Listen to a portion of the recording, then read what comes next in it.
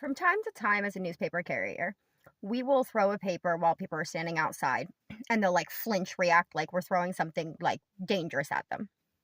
And as a paper carrier, it's really funny just because the idea for from this perspective is like you can see us throwing newspapers all the way up to your house and like it's just a paper, it's not going to hurt you.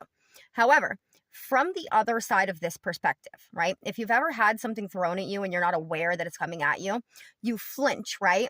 It doesn't matter what's being thrown at you. It's just that you perceive something is coming at you, so you dodge it in case it's something that could be dangerous, right?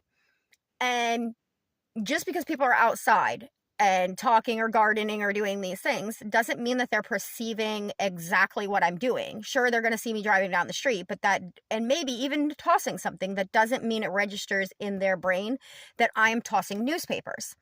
So it's one of those perspective things where it's funny from the newspaper carrier's perspective because it seems like you're overreacting.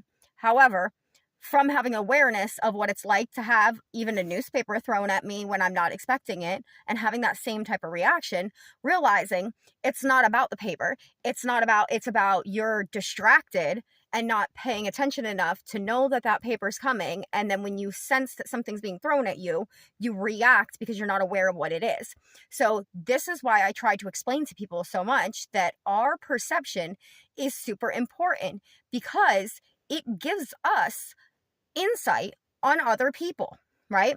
So it took me having a newspaper thrown at me one day to go, oh my God, that's how they're reacting and why they have that strange of a reaction from my perception, because my perception is aware that they're newspapers and that they're not going to hurt you, but not thinking about the fact that they don't know that just because they're outside and can see me throwing newspapers.